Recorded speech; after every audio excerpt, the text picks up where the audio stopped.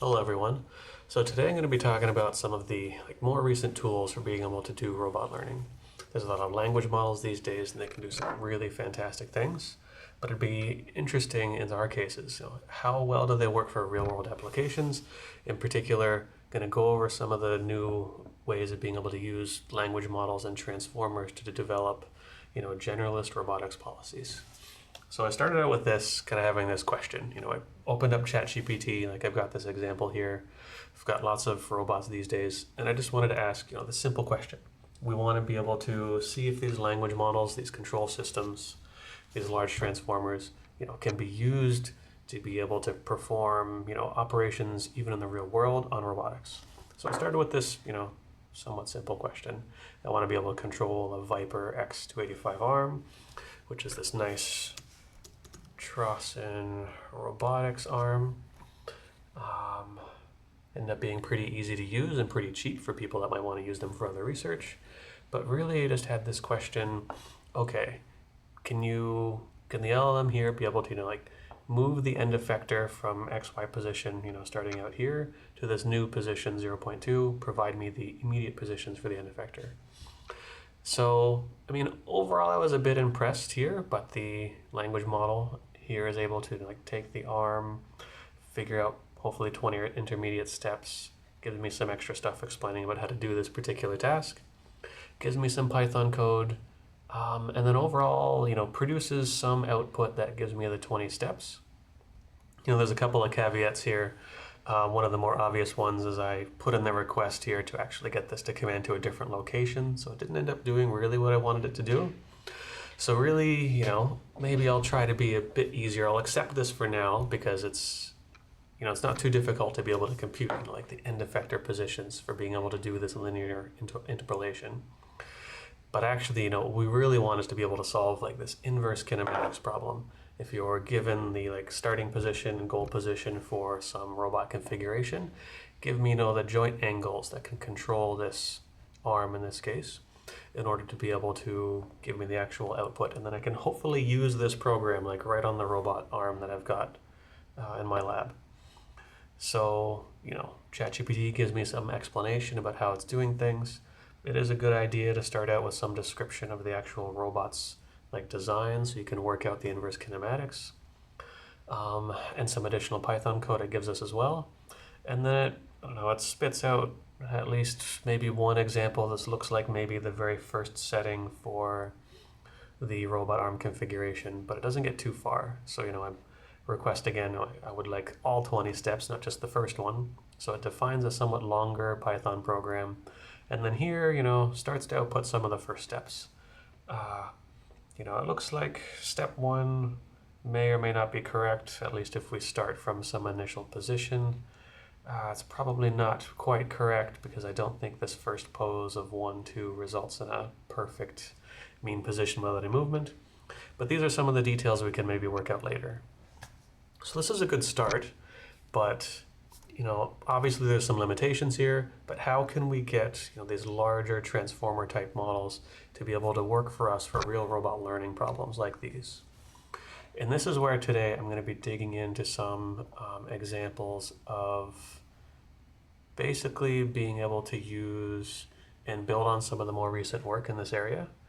In particular, I'm going to be looking at Octo.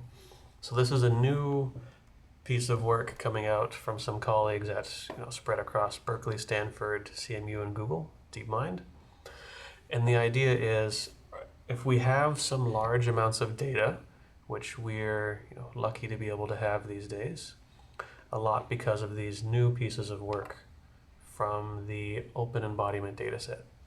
So here, a large collection of researchers all across the world decided to pool together all of the data sets that they have for robotic manipulation in order to see if we can use this to feed some of these larger transformer models and train something that we can now input images from the robot, a goal written in text or possibly in an image, and then have the system output the actions that we actually want this thing to achieve. And that would be figuring out all these robot poses here in this particular example. Yeah, so the real question is, how can we end up training a model like this? So what Octo does in their work is basically they develop this transformer model where you can provide the images from the particular state the robot is at, and these flexible task definitions. You can give it a goal image or some language instructions, and these things are already inside of that OpenX embodiment dataset. And now the trick is, how can we go about constructing a transformer that will interpret this data really well, scale kind of well, and then apply these particular models on a number of different robots? And this is really, part of the real power of being able to make this type of system, is now we're going from, like images and text right to the control outputs, which is something like the robotics community has been working on for a while, especially developing really great and complex systems like ROS, where you can define, like, here's your robot configuration very well in the system, here's the current position, and this is the goal you wanted to get to. There's lots of IK libraries, etc. But a lot of the idea here is to figure out, okay, how much of this system can we incorporate into a large machine learning model, and maybe not have to develop so many individual plugins for every new robot and new task that we want the robot to be able to solve. So there's a lot of examples from this, but we're going to be building basically a version of this Octo transformer in this tutorial today, where we're going to be taking a transformer model, some description of the task and some observation, and then going to be training this transformer model to be able to output like the action given that particular task and observation, and do this at some amount of scale, although today's tutorial is about making a mini version of a Generalist Robotics Policy so that everyone can be able to build on this, edit it. And the code for like the Octo paper is really great. It's really high performance. It's not super easy to understand, so we're going to try and like minimize this all down to about a couple hundred lines of code. And to be honest, most of the lines of code are like boilerplate code for being able to do the training, when really you can make a model like this and not too many lines of code. So this Octo transformer is basically building on the transformer model, where we've got this system overall where there's some inputs that we're going to be giving into an encoder here, and then the encoder figures out, how to perform some type of attention over all the inputs that are given. And this is something that the robotics community has been thinking about, working on for a while. And the idea is this system, given enough data and fed enough data, will be able to figure out a lot of the problems that people are working on these days. For example, like figuring out attention is also something that's been thought of in a way in the robotics community for a while. Usually you can compute attention over like the objects that you can actually manipulate in the scene, something like that, and you can use that to focus the planning problem on those specific objects. But here we'll get into some of the details, and I'll start to load some of the data and show you kind of the robotics data set that we'll be building on and messing with. And then we'll also be developing kind of specific version of a transformer, because we're not doing the autoregressive part as much for robotics models. We tend to focus a lot more on this embedding, where we're going to have like a fully attended model and not necessarily a model that's attended over just stuff in the past. Although there's a few, in this example, there are some tasks and additional observations, but in the paper they note that including additional observations and more time and attending over stuff in the past doesn't end up being so necessary as much as it is to make sure you have the task and observation data. So one of the first things we're going to be starting with here is to be able to just inspect what are the trajectories in the data set. Always a good process to start with is being able to understand a bit more about the mess we're trying to train our model over. So in this case, for the OpenX embodiment dataset that we're going to be using in order to be able to train this model, we're just going to be borrowing a chunk of the bridge dataset that's inside of this overall much larger dataset, but we're trying to stick here just to this mini version for now that we can fit on, at least Google Colab and a couple of other computers, and we'll build on scaling this up later. We're just going to use this pointer in order to get to the particular chunk of the data we want. And now we're going to grab just the first episode. So here, this little notation here, train, and just grab the very first episode inside of the dataset. So you can run that. We'll be able to start to get the dataset from here. Okay, and now these images end up being kind of large. at least for our applications. So although we can look at this for now, the dataset is actually this really large, basically JSON looking structure with multiple trees, and we just want to be able to get the very first like images here, and then we can look at the types of images or like videos we're going to be looking at for training this model. So the first chunk we need to be able to get to here by doing this is actually, and it's one of the quirks of the TensorFlow dataset, is we need to be able to get an episode. So we may have a dataset here, but how this works is we need to be able to get an episode of how this actually will come from the dataset, and we need to do this, like this next iter from the dataset, because basically the dataset is a pointer to the larger dataset that exists online, and now whenever we want something that's actually in this dataset, we need to do iter.next, and it'll fetch it from off in the cloud basically, and then load that data locally into either your computer or here in this notebook. What is actually inside of an episode? Alright, so if we unpack this a little bit more, now we're going to start to see this large element. And inside of this episode there's going to be actions. The actions actually contain a couple of different data types for a number of different points. And then there's also some data that we're looking for. Way down in this, we're actually looking for the observation. And this is going to be this tensor of shape for 80 by 640. These are the images that were recorded in the original data set. So we can grab some of those, and we'll also want to downsample them a little bit, just in order to make them more manageable to train over.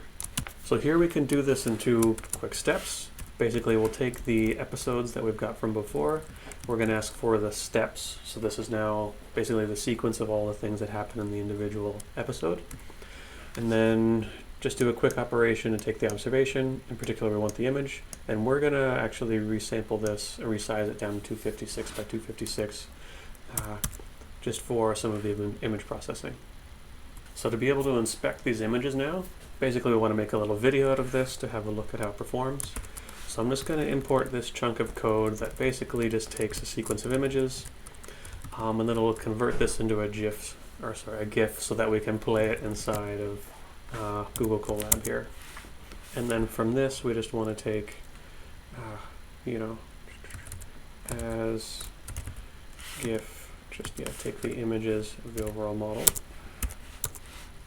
and then convert this just so that we can actually display the image inside of the terminal here. So now this will take a minute, it's going to parse things, it's actually going to make this GIF file, and then it'll be able to explain and display it here. So here we can see this is just one of the Viper X arms that's used in the bridge dataset, and it looks like it's pushing this can across the tabletop here in some way in order to be able to get to this pot over here in the corner. But how do we know that's actually the goal? So we can piece apart now a different chunk of the dataset here, where we can look at, okay, in the dataset is also the instruction written in text. Yeah, in this case I'm just going to import or copy this code here, and we can see the language instruction, it's part of the observation, and then here these are labeled natural language instructions, and we're going to grab this and decode it in this case because we want to be able to look at the actual text example. So now we can print language instruction and include in this as well. And now we can see whether or not we were somewhat in the ballpark of being able to estimate, okay, so it looks like the actual task or goal here is to place the can to the left of the pot, which is pretty much what the display image looked like. Maybe we'll take this, move it up a few steps so we don't end up messing with the display image. Okay.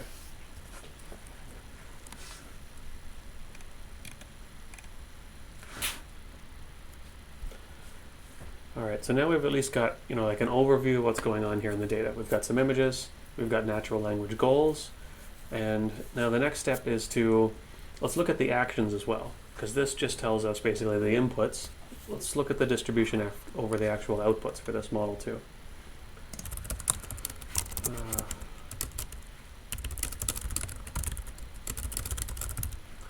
Looking at the actions for the actual model. So here, these are also stored inside of the actual steps. And then we can grab these for all the steps similar to how we interpreted the images here. So if we do something like that, we get this, where we're just going to grab all the actions. We're going to look at the world vector for the actual actions. This is sort of like the end effector position for where we want the hand to actually be according to what's in the data. And then we'll just plot all the individual actions. So this is going to be like the X position for that world coordinate, Y position, Z position. And we can see these are, like, they're a bit noisy. They're not quite all over the place. They are actually pretty small values. So these are between, negative 0.2 and positive 0.2. Given these, size of the values here, we can already start to suspect that these are probably in meters. So this is moving something on the order of negative 20 centimeters to positive 20 centimeters, something in that space. But we can see here there's sort of this continuous distribution, and then eventually we're going to get into the details of training a model to be able to interpret this and output these values in this continuous space. Okay, now that we've looked at one episode out of the data, let's make a data set out of this so that we can start training our model. So I'll add in a new chunk here, create a small data set. So there's actually a lot of different chunks, even though we just looked at what do we got? Like observation, images, and the actions that are being controlled here. And then the last part was also the instruction. So we're going to group these together into now another more normal looking large list data set that we'd be able to look at from before. Image size, we're just going to do a little bit of adjustment. So here, instead of the sizes from before, we're going to make 64 by 64 by 3. Just so we can resize them a little bit better. And let's grab some num episodes, just so that we only collect a few. So up here we were collecting just one for one single episode. This is just going to be for a basic data set, so we'll just grab about 20 episodes. Okay, so now we can go back to the chunk here, basically be able to grab this and increase the size for this. So here, same process, but now instead of 1, we're going to do this plus str num episodes, something like that. So now our data set should get the number of episodes such that it'll actually be able to collect full data. And now we need to be able to loop over these. And remember, I mentioned this interesting part where you need to kind of do this next and iterate over the data. So we're going to have to do something very similar to that. But before we end up grabbing those, looping over all the data, so I mentioned there's a bunch of different individual chunks of data we're going to keep here. So here I'm just borrowing some of this code from somewhere else, but these are the data types we care about. So we're going to keep the images from the actual data set. We're also going to keep the actions as well. The goal here is actually going to be the goal text that we'll use later. We're also going to compute the goal image, which we can get from the end of the episode. And then we're also going to keep the rotation, delta, and open gripper. These are additional values that also describe basically how the action is being controlled for the robot arm. So the action here is going to be the world vector. The rotation is now going to be the rotation for the actual end effector in the arm. And then the open gripper is going to be a Boolean for open or closed. So from this, now we can for loop over all of the episodes in the data set.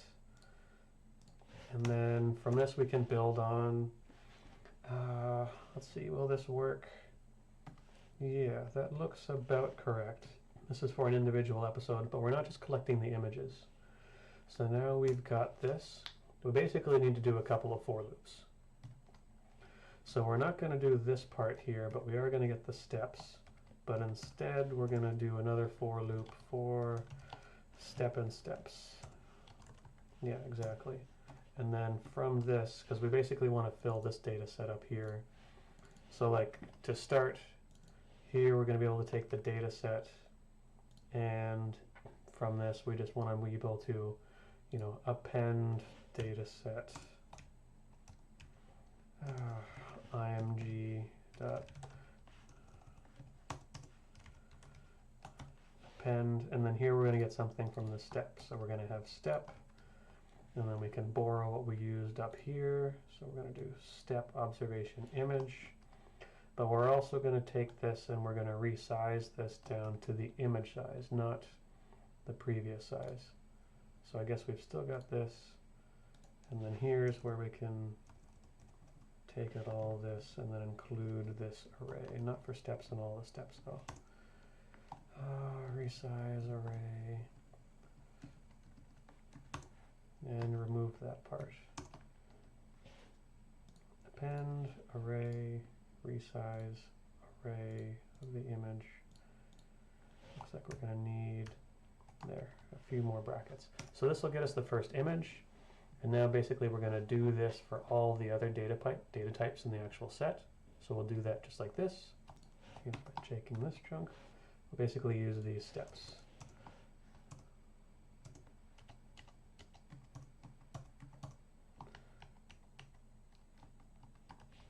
So here we'll be able to get the observation from each of the episodes. So here, instead of doing the for loop over I in order to be able to get these items, basically we got this for loop of doing a for over all the i's range, and then we're going to get goal image up here, which is actually just going to be a way of not cheating, but the goal image is essentially the last image in the array. So let's see, this isn't quite correct for an episode getting the steps. We're not going to use that.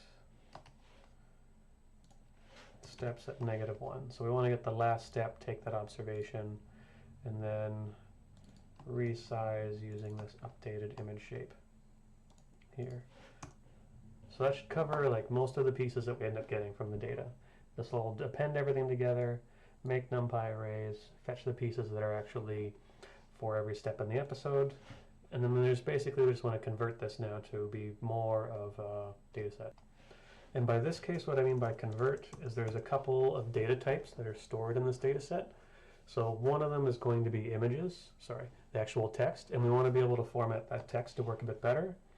So just like what is used in a lot of other language models, we're going to use a very simple encoding here, where we're just taking this encoding, finding all of the unique characters that are used inside of all of the goal sequences, collecting those unique characters, converting that basically to a tokenization for like mapping the number of characters according to their indice, and then we're going to have some way to be able to encode the text and decode the text. And then we can look at the actual example encoded part for the very first goal in the data set. So let's have a look at this, see how it works, and let's see, this will end up encoding even our first goal in the data set. So we came back and we're going to adjust this name for the data set here to call this data set remote. And then here we can replace that here. So we're going to grab each episode from the remote data set. So this takes just a little bit to run, but it's going to grab a couple of the episodes from the actual data set, and now we can see the text encoding for the first goal.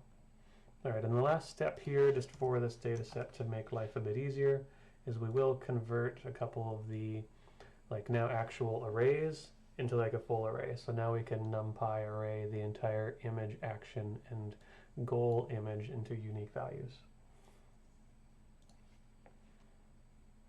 We're not going to end up encoding all the text just yet for the goals. So we'll leave that in the string form for now. Okay, so for the next steps, we basically want to skip past this part and we're going to add a bit of text.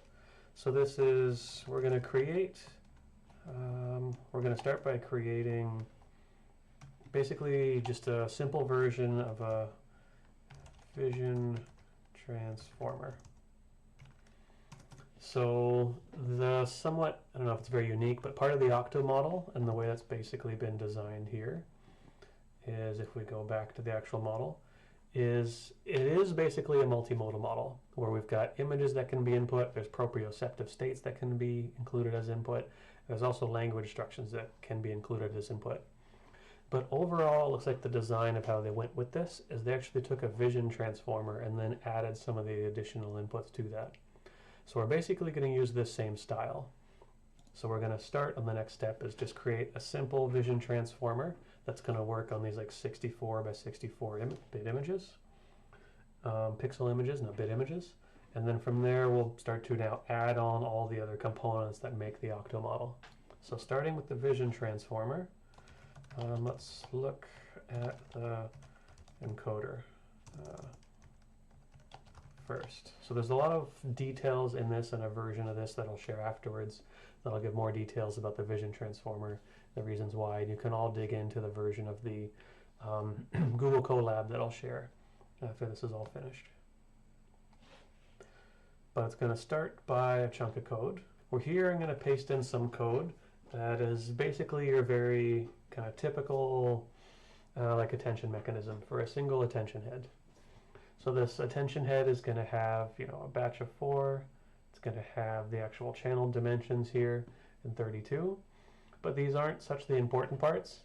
The special part about this particular version of a transformer that we're going to use, and then because it's more like a vision transformer, is that if we look at the usual kind of like transformer model, usually there is an encoder and a decoder. And the decoder only pays attention to the stuff that's sort of back in the history that the model's seen already. And the encoder can attend to, like fully attend to all of some type of input. And this is really what we're going to base our vision transformer model on, because we want the model to basically be able to look and attend to any part in the image that's currently coming from the robot, as well as any part of the text that's being input as the actual goal. And then what we're going to do over the next couple of steps for designing on top of this model, when we're just really focusing on the encoder here, is to then add in these extra data inputs and really changing a lot of the outputs of this model so we get closer and closer to being able to produce those continuous action dimensions for the like continuous action space that is usually what's used for controlling robotics policies. So if we go to that, if this is our more typical attention mechanism that we see, that is used for, you know, the encoder for a transformer. That's the wrong chunk. This is the correct chunk. Anyway, so this part is, like I was saying, this is the typical sort of attention head where we've got a key, we've got our key, we've got our query, we've got our value model, and I process those two things together in order to be able to get our chunks. And then from here, the real thing we're going to end up changing is that tension of these weights is also actually only attending over the previous stuff at the basically point in time that is behind the actual attention. So this is not what we want. Luckily, you know, there's a very easy way to be able to change your model to perform what we want and make this an encoder instead of a decoder. Basically, we just get rid of this masking, where this used to construct a triangular matrix such that we can perform this matrix operation and only attend to prior information. Now this will be able to attend over everything. Swap this out and have a look at our attention weights again. Now this will be able to attend over everything that it does see inside of the input. Okay, so now we can build the rest of our transformer model on top of this block, which is our attention block. So this attention, like the overall transformer code, is basically just this outline here. This is inspired by the work that's part of Karpathy's basically nano GPT code that he put together and shares in that video. So if you want to know even more details about why this is constructed this way, go check out that video. I customized some of this for what's going to be used in a couple of different steps that I'm going to build on. But we can see here that we've got the head that we basically just discussed up here. Going to use the same key queries, but we've basically removed the line in here that's going to do any of the masking. So now this is going to be a full encoder. And then you can stack these heads so you can have some multi-head attention, which is common, basically what's used in all the transformer models. Here we've still got this feed forward chunk that we'll use for a bit later. And now any actual block, which is a combination of, you know, multi-attention heads, some feed forward layers, and layer norm in order to make this a bit more stable. I did find, which I'll get into the details later, adding dropout kind of throughout a couple of different locations of this model on top of what was already on this code from before ended up being really helpful in order to get good performance, especially when we, as I'll talk about it, get into some of the more complicated details of how to handle like a multi-dimensional continuous space by trying to approximate it with a bunch of binning. The dropout was like absolutely necessary at that point. Okay, so we've got this model so far, and we can load this. All right, but now this model was used to be able to process, or at least the original model that was used for some of this was used to be able to process text. Now we've got images, and we need to be able to convert these images to tokens. So how this is done actually is we end up taking the images, we convert them into patches. So these patches are learned in just like a couple of steps, but one of the nicest ways I found to be able to do this patching was actually to use inops. So here we've got this function that uses inops that is able to get patches. So if you give this a batch of images, it'll convert those images, it'll chop them up into equally sized squares, and then imply and then like basically provide into the transformer model all of these patches, and then those patches will be the things that are tokenized. So here you can just look at, we've got this patch size, which we can kind of remove here and make this a bit simpler, because this is just going to be patch size for these 2 points. This inops library is pretty nice and nifty for being able to rearrange arrays, but you can basically just supply the dimensions of the current array that you want to transform it into. So here we've got batch and height, and then basically the number of extra pixels in that space, and then width, and the number of channels. And then you can convert this to width, height, and then these two like individual dimensions for patch size and the number of channels. And this will be really fast, and then you can just use this to return all of the patches of the image now. The next part that's commonly used for vision transformers is to use a type of position kind of embedding. So the tricky part in using a transformer now for images is, positioning actually matters inside of the image. So if we're trying to position like the robot hand and then start to detect or have it move towards some sort of can in the image, well, the machine learning model needs to know like the positioning of where the hand is and where the actual can is in the image, not just if they exist somewhere in the image. So from that, and what is used in the vision transformer paper, is they use this sine and cosine embedding. So on top of the tokens, we're going to end up adding in this position embedding, and then the transformer can pick up on this information to understand where items are located relative to each other, in case there is any useful information to be able to be understood from those kind of location information about where things appear in the image. Now the last pieces, since that mostly makes up a lot of some of the helper functions for being able to compute a few pieces of the model, the last part is we just need a few helper functions that are just going to help us collect data. So here, this is just a function to help us get a batch of data from either the train or test set. We've still got the same function here for the calculating our embedding, so we can probably just remove that and use the one up here. So let's load these into Google Colab state machine. Maybe I'll call this one as well, just to make sure I haven't missed it. And then we can include these, and this is just for being able to do evaluation. So here we want to estimate the loss, but we don't actually want to update the model on our test data. So I'll use this function here in order to be able to do that without kind of buggering up our training. Okay, there's one just additional kind of method I like to use for my coding. I use Hydra to keep track of a lot of the configuration parameters and like learning parameters, as well to even do hyperparameter optimization. So this is just going to use a tool here that helps keep track of hyperparameters and configuration inside of YAML files. Some of you might be familiar with it already. So here was just a nice way to be able to do this initialization. So I had to be a bit creative with this initialization because it was a bit tricky to get working inside of Google Colab, but not too bad.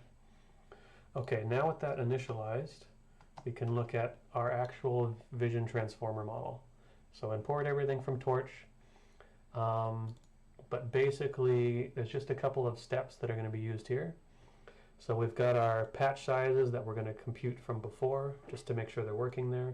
We're going to pass in a configuration here, and this is basically going to come from this Hydra configuration, so it'll store like batch size and all those other parameters to make them easier to find and access. And then here we're going to register this buffer, which is just going to be calculating our position embeddings. This is basically this function up here. So we'll take this and overwrite that for now, and then be able to update that, and that should function. And then here, remember this positional embedding, it's basically fixed. So after you start to construct the network model, it's not going to change length or numbers. So we can register this buffer in order to keep this stored in memory. Basically tell PyTorch, just keep this around, it's not going to change, and you can probably do like more efficient processing with this information. So the size of this positional embedding should be the number of patches, basically the number of tokens that will be input, plus 1. Now this plus 1 is interesting. This plus 1 comes from the vision transformer having these classification tokens. This is a little bit different than the position embedding. These are parameters of the network that actually will be learned. And what these are, stated what these are used for is that they're used to basically store some information about the like actual input. So these classification tokens are sort of appended on here. And they're used to store information about what the model has processed so far. So these appear to be helpful in order to like improve model performance. So we'll use these as well. And these next parts are kind of similar. We'll have some input dimensions, some linear map that'll go from our image patches here to some actual token that'll be the size of our embedding. Then we're going to create a bunch of blocks, just like you would in a transformer. Keep track of our actual dropout. Like I said, this was really important to boost performance. And then our last layer is just kind of normal classification using softmax. And then for the forward function, so we've got images. And then what we're going to do is get these patches. So here, let's go back up to our get patches function. Looks like we've got to overwrite that. So now we'll be able to get these images. We've got the shape, and now we've got these images that have been transformed by 64 by 64 by 3 size images. Now they're basically going to be 8 by 8 by 3 in this patchification process. And then we'll take these patches, we'll use this linear map to actually get our output dimension and our embedding space. We'll concatenate our class tokens, then followed by the actual output of this linear map. Add our positional embedding to help us keep track, or help the model be able to learn about the position of actual patches and how they're related and if that's helpful for the model. And then here you can stack these and feed them through all the blocks that we've got for the model. And then this is where the classification tokens come back in handy, is we will grab basically just the classification tokens, use those as the input to our MLP model, and then train that model to output our logits to be able to match the actual targets that we want in our data set. Okay, and then just use cross entropy loss here. Nothing very special about this at the end. Okay, so now we basically have all of our vision transformer model together. Let's just add some of the last steps in order to be able to train this. Okay, so there's nothing particularly special about the training process here. We're basically going to use Hydra. Like I said, this is where we're going to compose and load just a config file here for our actual VIT64 model. And what I mean by these config files is they're stored inside of this config folder. And then here we just have the VIT64 model. And then this is just, it's a YAML file. It looks also very similar to a JSON file, and where it'll store all the parameters for the model and how we'll load them. So here we can see the data set we're actually going to use is one by the Uther AI group. They made a nice version of the CFAR image data set that's 64 by 64. And that's the data set that we'll use in order to be able to just like test out this VIT model. Because we just want to test it out right now, make sure that it works well, because the data set from our robotics problems end up being a little bit more messy. So we want to make sure that our current model works on a well-prepared data set already. Then we can start using it on our more messy data. Okay, so then going back here, nothing overly complicated here, just going to load this data set according to that name using the load dataset from the datasets file. Here I'm going to split this into train and test according to this trim number and option, so I might not keep around the entire dataset. Create this VIT model, kind of just push this VIT model to the GPU if you've got GPU on your collab or on your computer. Create an optimizer in Atom and then just train the model basically, and then every 100 or so eval iterations, about every 200 steps, check and estimate the loss, print that out to the screen. So this is using the datasets library. So first it's going to end up having to fetch, the dataset that I'm using here for training, which is just this CFAR dataset example. Looks like it ends up being in about 4 chunks. It's about a gigabyte. It's actually not too large. Then it's going to generate this training and test split in order to be able to evaluate the model. And then here it should just begin to start training. I also printed out the features of the actual model so you can see, the different classes that are in the CFAR dataset. The next step is now, all right, we want a model that instead we can use for robotics. And in this case, it means we need to make a generalist robotics policy. So here, these models end up needing more inputs than just, the actual observation image. So these can have a lot of different inputs, like I was saying from before. There can be goal text, goal image. You can also have robot poses, robot velocities, etc. We're going to start with this step of just being able to add the text goals into this transformer and getting the model to pay attention to those. So at least now we can, specify goals just by typing them up in text, and then have our robotics policy output the best action to get to that goal given the current image that's being inputted. Okay, so we'll save that part, and now I'll start to add some of the code for this. So there's not going to be a whole lot of changes. I'm actually going to go up here, really just going to take this model. While this other chunk is training, we're going to work on building on this in a couple of different ways. So now for this next step, we're going to do the most important step first, which is we're going to come in here and we're going to change this VIT to GRP. Bam. Now everything is definitely different. There's definitely a few more steps than just changing these couple of calls here. So one of them is now we've got this positional embedding. Now we're also going to need a token embedding. So self dot token embedding table. This is basically going to be equal to NN embedding. So this embedding is basically going to take the vocab size as input, and then it's going to output our embedding. And remember, the vocab size is determined by the number of unique characters in our tokenization space here, and we're just doing this character by character in order to do like a simple example for now. So that's the one step where we'll have the token embedding, and then basically that's what's going to be added down here as well. So now we're going to have our previous forward model, but now we're also going to add our goal text as part of the input. And then from this, we may have our linear patches for actual the images, and now we also need something for the text. So in this case, for the text, we're going to do something a little bit beyond the patches. We're going to take our goal text, use that as input, and then we're going to get our goals here. So now this is the embedded version of each of these goals. And now basically we're just going to take this, we've got our previous out, we're going to append this on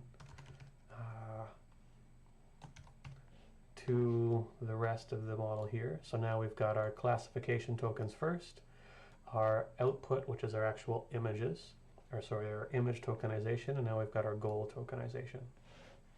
Now one other thing we need to change now is, all right, well now this space is larger than it was before, so we need to adjust our position embeddings. So before where our position embeddings were just the number of patches, now we need to use a specific embedding size, where before, I actually kind of like to arrange this such that we go 1, and the 1 is for our classification tokens. This number of patches squared is for all of our image patches, and then we need to do this plus, this is actually self yeah, underscore CFG dot block size. So now this block size is basically the number of tokens that we want to pay attention to inside of the string for our goal. So we might not pay attention to the entire string, but we are going to pay attention to some number of tokens inside of the goal so far. Okay, and that should be really all the changes. We really just added a token embedding table for the text, for some vocabulary size. We're going to process through this, our token embedding table, add the goals to our list of tokens that our model's our blocks, basically our transformer blocks, are going to be able to attend to. Still keep the same training loss, everything else stays the same. So we really only changed, what, 4 lines from this model in order to be able to add text. It's a good start. So now we're just going to load this into Google Colab's memory in order to be able to keep track of these models. So we've gotten about this far. There's still one more thing we need to change, and that's because we changed the signature here. So now our forward function also takes goals. So in order to be able to fix this, we need to come back up here, take these 2 helper routines and redefine them a little bit more. We're not really going to change much, but now we want to be able to include our goals. So we want to be able to include our goals here from the actual text. These we want to make sure that these are still long as well. And we want to include these in the output for our batch. This is also going to change the model here. So we're going to get goals, Y, and this is going to take goals as input. And that'll be most of the steps, and we'll have to do something similar for our training process. Okay, after a few fixes, it seems that Google Colab was running out of memory, so I was able to adjust the amount of memory usage in a couple of spaces here, not quite pull so much from the data set. I was able to get the model to start training. Okay, but we were getting back to being able to make a generalist robotics policy, so we added in some of our parameters. We added in the text, so this model's pretty much finished. We had to adjust our data a little bit just in order to actually get this time to include basically the goal text in the output that is captured from the batches. And then we were getting to this part to actually do some of the training. So here, one of the first things we need to actually replace is, so now we're not going to be using this Uther AI data set at all. We're now going to go back to be using our actual data set from before. So we don't want to use any of this. We do want to import from data sets, get some actual data set here. Not load this data set, but just use the one from basically this model up here that we ended up computing. Or sorry, this data we ended up collecting from the TensorFlow data set.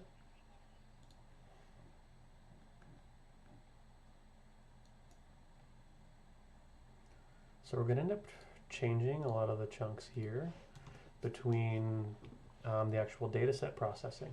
So here we're not going to load any data set. The first thing we're actually going to do is grab the shortest goal text. So from before we were using just a simple encoding to be able to encode the text into integers. And one of the tricks I'm going to use here, just to make our life easier for this mini version of a generalist robotics policy, is I'm going to compute what is the shortest length for any of the goal strings, any of the text, and then use that for the size of the actual block. So basically only ever input the same size block dimension for the text. So here we'll take that, we use this block size, and then we're just going to compute from the individual goal, just like we did a couple of lines up in the code, to check out the actual encoded goal. Okay, so there's one hitch in our plan for being able to train our model. So we've gotten at least this far where we can be able to encode our text, but we want to be able to train a vision transformer, but that means we need to have discrete outputs. And actually the challenge is we've got our robotics model, and all of the control outputs for the robotics model, they're all continuous. Remember we talked about them earlier, those are all of the world position coordinates for where the hand is commanded to go inside of the actual data set. So we need to figure out some way around this. So what we're going to end up doing is, let's have a look at this first. The kind of, like basic thing that we can start to try is just, all right, I mean, we've got continuous dimensions. Why don't we bin them into a bunch of just equally spaced dimensions and then use that as our labels? So that might appear to be a good way to start, but there's a real challenge with that. So if we just, let's look at the distribution over any of the action dimensions, and we'll start to see where this isn't going to work at least as obviously as we want. So if we import matplotlib, yeah, that's PTL. So let's have a look at what's going on amongst this actual distribution for our continuous outputs. So if we look at, PLT, we're going to do a histogram, and here we're going to look at the data set, in particular, just the action distribution, and we want to grab all the rows for this, comma, let's just look at the first dimension, the x coordinate for where the hand is commanded to. Okay, so, all right, so we can start to see we've got an issue here. The basic issue is what we normally call, we've got imbalanced classes. So clearly there's one particular label, if we were to bin all these together, that's going to contribute for most of the actual outputs or labels for the model. And this is bad because the model can just kind of easily be lazy, pick this particular middle bin, and it's going to be right now 70% of the time just by guessing that bin and not even looking at the picture. All right, so then how do we fix this? It's actually a pretty simple trick. Basically, instead of splitting and binning according to just equally spaced bins like what's used in histogram, now we actually want to split by, okay, I want about the same number of data points in our data set to appear in each bin. So fortunately, there is a nice function for this that comes from pandas. So import pandas as PD, and then we can use PD action labels. These are just going to equal PD.qcut ends up being the function. And this is going to do a quantile-based discretization function. So it's going to discretize our variable into equally sized buckets based on their rank. So that's exactly what we want.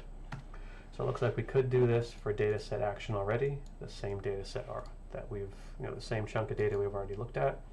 And now instead, if we plot this,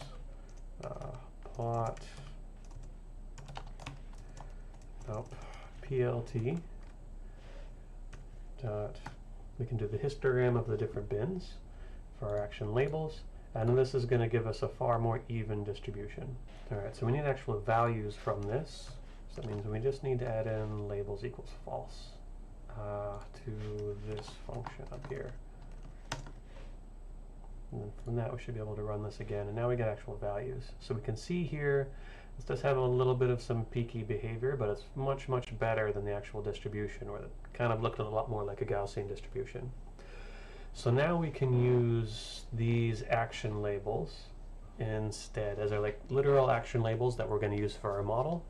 And this will be able to train a much, our model in this case, it's not going to end up being biased or just kind of do the lazy training version of just picking, the bin basically with the much larger distribution of actual particular points in our data set that have that value. And now it's kind of split even here, therefore we'll be able to train a better model. Okay, so then this is what we've got to use and take this code back to our training function we were starting here. So now we've got our data, we've encoded our data set. Now we need to be able to take our action distribution, be able to take our data set and get the labels for those 10 bins, and that gives us our action labels. Okay. Okay. So one of the last small steps that needs to be done, just adding a little bit more documentation here, is we're going to go to this, need to change our model to GRP, push the model to device, that all looks good. And one of the last things we need to check is now this model turns out our X goals for our text now. As well, this also takes X goals in order to be able to process our actual loss. Okay, so those are the main steps. Most of it was just being able to add the extra tokens for the text. And then we had to go in and add a few more inputs to a couple of functions because we changed the number of outputs from our data set. And the last trick, which wasn't really related to the model, but we needed to be able to convert the continuous actions to discrete actions. So one more little step before we can actually train the model. It's not related to the optimizer, but we processed the labels. Now we just need to chunk the data together in order to give the proper format. So we've still got our data set here, which we're going to use dataset temp so we don't end up overwriting our data set from before. And one of the other small steps that we're going to do here that's easier before with the data set we were using for the VIT model, because the images were already carefully prepared such that they didn't have too many issues and they were also a nice distribution. So we need to do something similar to that, and in this case this means encoding the state.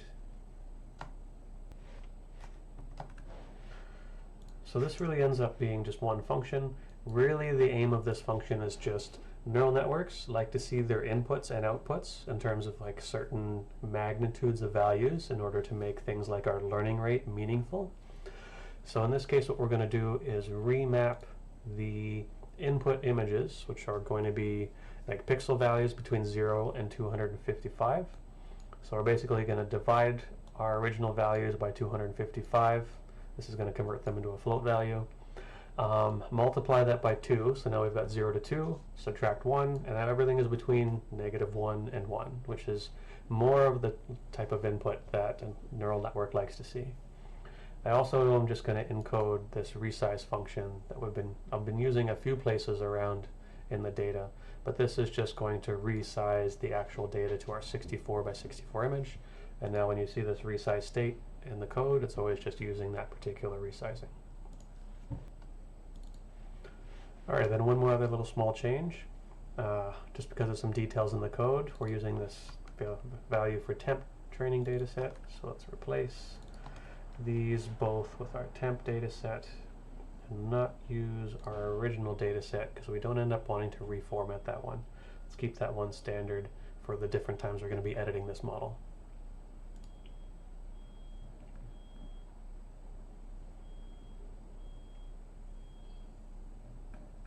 Right. So now this is another good catch. So now that we've changed our model, we're not actually going to be using data label. Now it's called data action. So now let's go back to the model from before and actually just this function here. Now this is called action according to the way we're formatting our data set, even though it's just taking the action labels. Okay, well that's training now, and here this is for the discrete actions. All right, we can convert discrete actions to, or continuous actions to discrete actions, but to be honest, should we? It's actually a really complicated process, mostly because you need to pick a number of bins. You know, I hope you get lucky and things are distributed well, but it's, at least in my experience, it's rare that you just get lucky whenever you're making these models. So a better option is actually to go back, and we're just going to make a small change to our GRP model here. We're going to do continuous distributions instead of discrete ones. And this is luckily very much not a hard change. So we're really just going to come in here. We can probably just uncomment or comment that part out. We're really just going to do this, MSE loss instead. And then there's just a few other small changes in a few of the next steps. You know, just part of checking these models and getting them to work. So now we have actions, and we'll be taking the action space there. This is no longer going to be long. Now this one needs to be a float, because our distribution is actually to be continuous values, so we don't want to end up accidentally converting them to integers and losing all of our precision. This is staying the same. We're not changing the number of inputs right now. And the last part that needs to be changed is more related to this training process. So now we don't need anymore what we really just talked about, a bit about being able to convert discrete values to continuous values to discrete values. So we had this process for doing action labels and QCut. That's gone. No more of that. So now the last catch is we can do this, but now we need to figure out, okay, what are the actions that we're actually going to use here in the model? And after a little bit of kind of digging over the data set, trying a couple of different combinations, For now, we're going to try a particular combination that worked really well for me. Basically using the like world coordinates part of the action distribution as well as the rotation. Those are both nice. They've got a good distribution. So we can combine those two together. For the moment, we're going to ignore the part of the action that is whether or not the gripper is open or closed, because really this is a binary variable. It has caused nothing but headaches trying to be able to train the model to be able to capture that binary variable well. So we'll just start with the first 6 dimensions for pose and rotation. Maybe I'll do another video after this where we can try and combine these 2 action distributions to map the continuous variables in this one binary variable. But we'll see. We don't know what the future holds yet. Okay, so then taking this, we're not going to be doing action labels. What we are going to be doing is basically np dot. We're going to concatenate the 2 variables together for the action world coordinates and then also for the action rotation. So now for dataset temp, we don't have just this action value. We're going to do this combination here. So now our actions are, we're just going to concatenate together our actions from before, which is our world coordinates, and then our rotation delta. We'll skip open gripper, just like I said, trust me on this one. So now we'll have our temp data set that we can train on our model, and those are most of the fixes that we changed. We just needed to change our data set that we actually passed to our model a bit, and use a mean squared error loss, and then make sure that we're batching and pulling out this data and keeping it in a float format. So the one other small change we're going to make here, okay, this is already using bridge 64. Change this to bridge 64 lite, just so we don't use too much memory while being able to train this model. And I'm going to use one other check here for our CFG. I'm going to change that the action, what is it? In this case, we're going to look at the number of action dimensions, which is encoded here. We're going to make sure to set this equal to 6. And this is good because this is the number of action dimensions we're going to use for our model. Okay, which reminds me there is actually one more thing that we need to fix. We'll go back here to our GRP model. So now the number of outputs needs to change. So now this is one thing, we need to remove the softmax here because we're no longer going to be using that distribution. We're just going to use this linear model. Instead of action bins, we're going to change this to action dimension. So now this will output, you know, 1 output out of the model for each of the 6 action dimensions. All right, so we can stop this model for now. We're going to go back up here, so we're going to process this again so that we've got our fixed model here without the softmax. Still got our mean squared error loss. None of this changes, that should be fine, and now we can rerun this.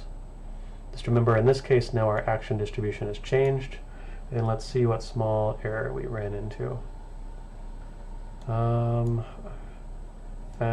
long but expected float. So we might have skipped one other step.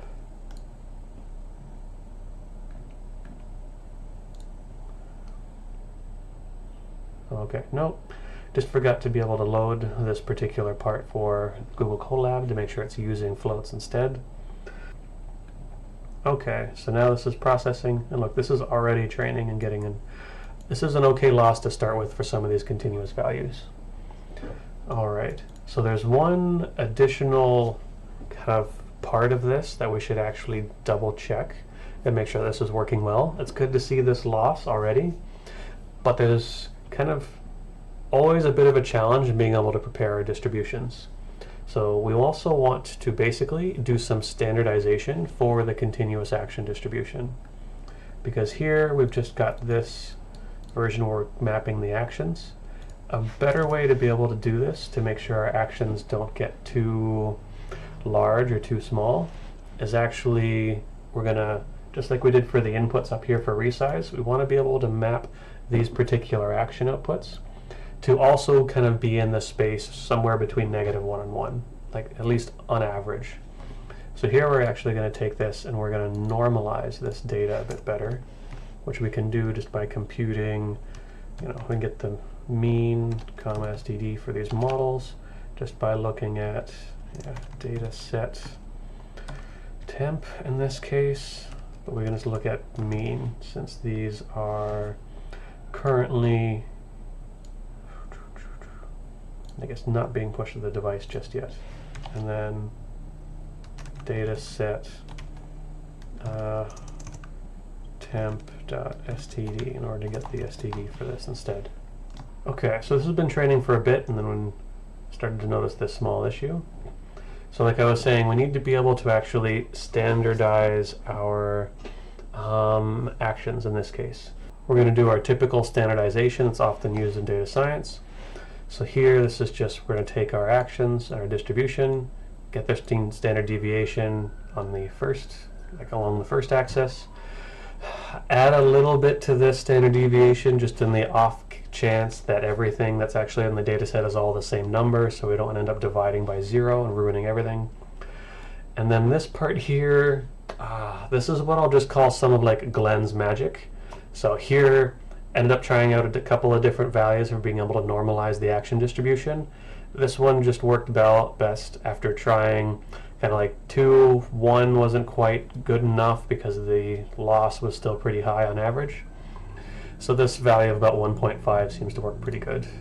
And then here, be able to compute the number of action bins, which is just used in the model in a couple of spots to be able to compute the number of outputs. And then here we've now made this encode action function such that it'll take our original action distribution and code it into this like more standardized version here, and then use that to be able to process the data.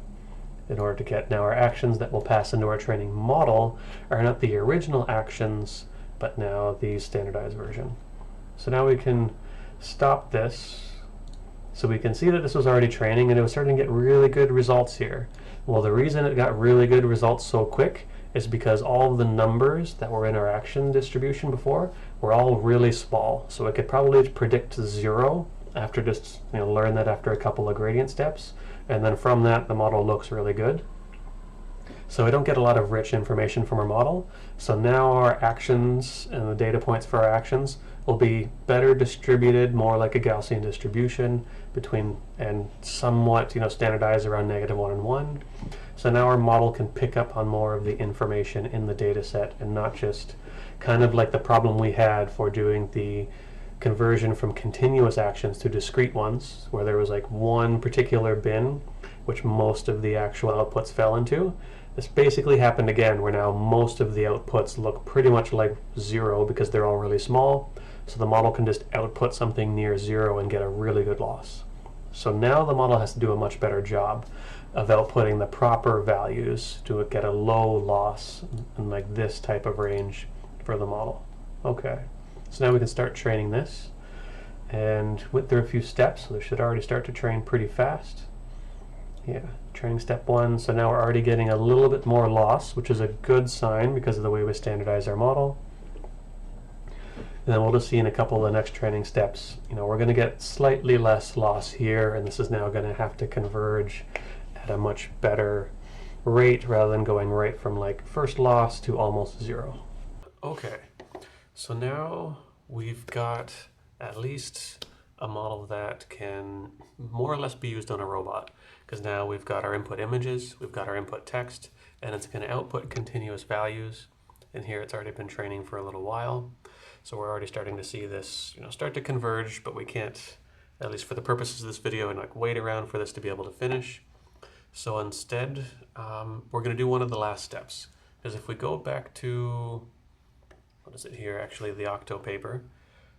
One of the other parts that they add is this option to be able to use goal images or to use language instructions. So we're going to add in these goal images as well. This ends up helping learning a fair bit and doesn't really require too many steps. It's very similar to the last step of being able to add text. Where we're going to go back to the model. Now we've got our GRP. We're actually not going to change much at all here because we're just going to be doing some extra filtering. What we are going to be adding is now goal images to the input. We're basically now going to process these images the same way we already used get patches, and then we can do goal images here. So now we've got this other set of patches that we've created, and we can use the same linear map that we used already for our original patches that come from just our observation image. We're just going to replace this here with our patches. So now we've got two sets of image tokens. The original stuff for our actual observation image, and now this new group, which is for the goal image. And we're going to basically do exactly what we already did for our text goals. We're just going to take these, add now these goal tokens to the end, so we have some additional tokens that the model can attend to figure out what the goal is supposed to be, rather than just text. And from here, the only other change that we're going to need to be able to make is now we're increasing the size for the number of tokens we're used for our model. So we need to be able to adjust our positional embeddings. Adjust in this case is make bigger. So now we've got a second set of patches here that will add on to the end. And now our positional embedding will be of the correct size to allow our transformer to be able to figure out, okay, at least the order and placement amongst the tokens and whether or not that's important to determine how to, produce the best output action at this particular state. Okay, so the rest of this stays the same. We've increased the position buffer size. Same thing for blocks. None of those parts change. Same pieces for the loss. All right, so now we come to one of the things we do need to add is now we're going to be adding goal images. So I'll move this down a little bit. This will be our GI for goal images. And then how did we call this from before? Was it goal image in the data set? If we go way back here, we were stacking these as goal images in our original data set. So then going back to where we were, that means right here, we'll fetch the stuff from the goal image, store that in GI, return that as well, which means we need to adjust this, because now this is going to return goal images as well. And then our last step here in our main function is to come down here and change this to GI as input and GI here as well. So now we just added some additional inputs and outputs from a few of our functions and increased the number of tokens that our transformer can process. And that'll end up being all we really need to do to be able to add these individual tokens. Okay, and then from that, now we can end up going to now. So now we've got basically a very simplified version of the Octo model created already, basically a much smaller version. There's a couple of steps that were so far skipped over, but you're welcome to do them if you want to build on this and make a more complex model. For example, one of the pieces that was also used in the Octo paper for computing some of the transformer pieces and basically to be able to get good text embeddings is in the Octo paper they actually used the T5 base model to be able to tokenize the actual text rather than what I did in this case is just be able to do tokenization per each of the actual characters, just so that we could put something together that was nice, had most of the framework and backbone of the model. So you're welcome to use this to build on the model. They also use diffusion, which I plan to actually create another video after this one where we'll add in the diffusion model at the end of training, but that also kind of increases the footprint of training, and then we're kind of sticking to this mini version of this policy. Also, the diffusion model seems to help a bit, but they also talk, in the appendix for the paper, it also says that they tried just using mean squared error and continuous values as well as doing a discretization over possible steps. They said that most of, the diffusion worked a little bit better rather than having either of these two options, but these are good things to have at least in our toolbox of possible output distributions.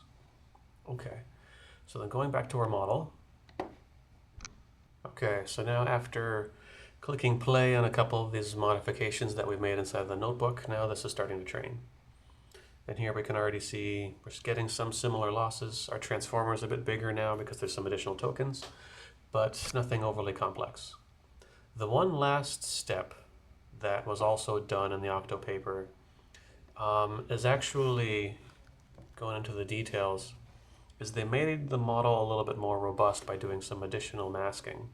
So here, part of the idea for the model is actually so we could provide flexible task definitions, which means really we want a model that'll take either input. It doesn't require both. So we can either provide a goal image or a language instruction. So in this case, what we're actually going to do is some block masked attention here, so that when we're training this policy, we can either ignore the goal image or the language instruction, such that later on then when we go to use the policy, our user of this system, this particular model, can either use images or the language instruction. So that is actually not too difficult of a step. This part, I'm going to copy and paste some of the work for doing this already, but basically we're going to add some masking. So this is very similar to the previous model for the actual transformer, but now there's going to be an input for a mask here. So this particular mask is basically, we can actually just do this as a vector, and then we can take this mask and we're going to, kind of like how we showed it very early in this video, that you can use some masking to form a nice triangular matrix if you're using a matrix. But here we can actually just use a vector for the mask, and basically we can use it to mask out certain tokens. So here I'm providing this mask as actual input, and then it's just used here in order to be able to do this masked fill. And when you do this process, it'll end up, causing the model to be able to ignore some chunks of the input that it doesn't have to attend over. So this mask is passed in a couple of different steps for the training here. So we'll load this one for now, and then we do make a small change to the network as well, our actual GRP model, because now our Generalized Robotics Policy needs to be able to provide these masks as part of its input.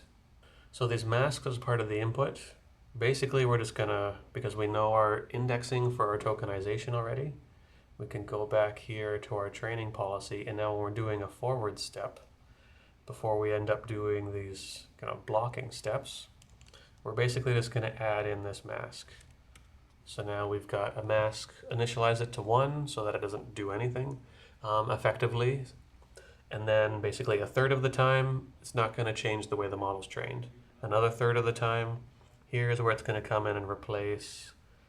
So it's going to do 1 plus all of, it's basically going to mask out all the tokens right after the image, the original observation. So this is just going to mask out the text tokens. And then this next version here is going to mask out, so we've got our first image, our text, and then our goal image. So this one's going to mask out our goal image. And then we're just going to provide this input here to our blocks. And that'll be enough in order to be able to provide some masking to the transformer model. And then we can go ahead and upload this. Torch ones. So I guess the one other change that we end up having to make is to add just some of the size for these inputs. There, the T here is going to be basically like the block size for our goal text. All right, update that, and then be able to start the training of our model.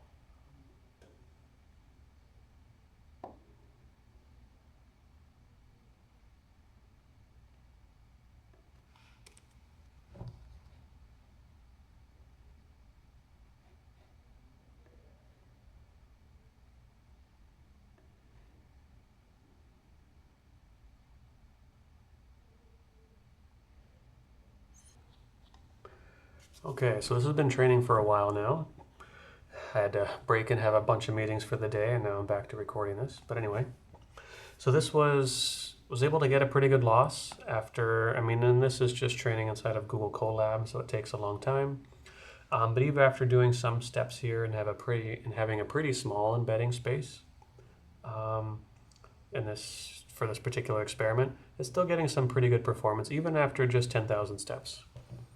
But where this ends up working, well is, all right, so now we can take this model, and we've been going over here like the Colab option just to be helped to explain how well this works, each component and how we altered it in order to build to our finally like Octo-like model.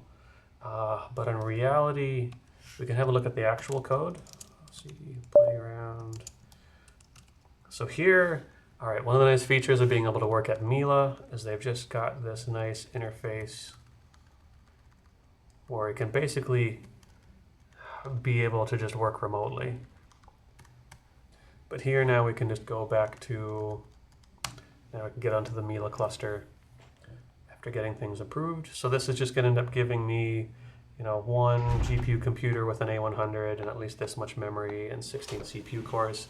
And then we can use this for training. And maybe I'll just skip towards some of the results right now.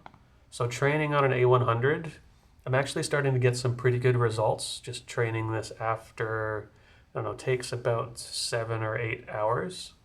Here I've got this example here for the Fiery Sun one. Denim glitter. Cool, sounds great. So training this model, you can see the training loss looks pretty good. It ends up getting something pretty close to actually really accurate given the data. And we just have a quick look at so this was using, a batch size of 256, which is not something I could fit on my version of Google Colab. And you got the learning rate and some of the details here. So I might share some of this as well. Definitely the embedding ends up being much larger. I found that having a slightly larger embedding was a bit more important than having a slightly larger batch size. So those all are good to pay attention to. And you can see the number of blocks and patches that are in here, as well as actually the number of heads. So these are the details for the transformer here, and that results in this performance that we've got for the actual model. And we can see, sure, this used a bit of memory for training, but it wasn't too bad. It doesn't use much of the CPU, and some amount of network traffic was used. Okay, so just to show a few other things you can also use to build on. So like I said, I was sharing this code base here, and you can use this to be able to tune and be able to update your own model. And you can basically use this inside of your own version of editing stuff. Maybe use Visual Studio, whatever works best for you. So you can end up building on this file. The one other thing I did want to point out is, okay, so we don't all happen to have a robot sitting next to us on our desk or at home. So one way to be able to get around this is to be able to build on some recent work by a couple of other colleagues, where they made a nice simulation environment to be able to estimate the performance of the different models and policies that we train. So basically this is done in simulation. This is called SimpleEnv. Somewhat ironically, because I actually find this environment is pretty complicated, pretty high def, and contains a lot of objects, so it's not very simple. But the idea is there seems to be a pretty strong correlation between performance in the real world and the simulator. So if you want to be able to evaluate your model and how well it's performing on some of these tasks, you can use this simulator built into, or add this to the evaluation process for your training model. So actually, I've done a bit of this already inside of the code base. So you can see there's a bunch of different examples here. But if we flip back to the code base, okay. So here's the actual code inside of Visual Studio. So a lot of everything basically up here on the top is stuff that we've already talked about from before. And then it's commented out for now, but basically the chunks that you can uncomment and use will add in this simple environment. So there's a couple of steps in the README for being able to install this. Then you can just load the simple environment. I picked one of the WidowX environments just because that's pretty close to our use case here, because we're training our model on the bridge dataset, which is where is the WidowX arm is used in that dataset. So it should perform well on these tasks if it's trained well. And then the rest of this code is basically added into the training process as well. So let's have a little look here. This is just basically pretty similar to your standard reinforcement learning evaluation loop. Like get an observation from the environment, get the language instruction from the environment, which is a bit novel for an OpenAI gym environment. Then, while not done, get an image, the actual image from inside of the simulation. Then we need to process the forward function through our model. There's a couple of tricks you need to do here just to make sure you don't end up in hot water. Because remember, you need to take this image from the actual simulation environment. Then you need to use that, you need to encode it into the proper state. So here we're first going to resize the image so that it's 64 by 64. Then we're going to use encode state to convert the pixels back into a distribution between -1 and 1. And then the other part that we're going to add as input, at least for this model, is we're going to use that language instruction. So we'll take this instruction, we'll use our tokenizer that we've written up higher in the code, and then be able to get the action and the loss for this model. And then we'll take this action, need to do this process to be able to disconnect and get the, not the PyTorch tensor version, but a NumPy version of this that can be given to the actual environment. And the last step is to be able to decode this action, because before we were using this encoding process to be able to encode the action given the mean and standard deviation. And then we basically need to unencode this or decode this action such that it's going to now output the action in the normal distribution of numbers that are seen inside of the dataset, which is what the simulator is going to expect to see. And then you can concatenate this together with a 0 here because we skipped learning the binary value for closed versus open in the gripper. And then just step this action in the environment. You can grab, and here I'm just grabbing the frames and the rewards, so you can make a video to see how well your policy is doing. And you can capture the rewards, which you can add to WANDB and see, at what point in your model training process does it end up starting to be able to succeed at some of the tasks. And here, this is just the put caret on plate task, so it's not too difficult. This will be pushed, and then you'll be able to store that. Besides that, nothing changed about the training process, just adding in this simple environment in order to be able to do some better evaluation, not just look at your policy loss, but its evaluation on some tasks. Okay, so like I said, you can use this, it's much better for evaluation, and that's basically a wrap for everything for this model for now. Feel free to leave comments on the video or let me know if you've got any other questions, but besides that, happy hacking everybody.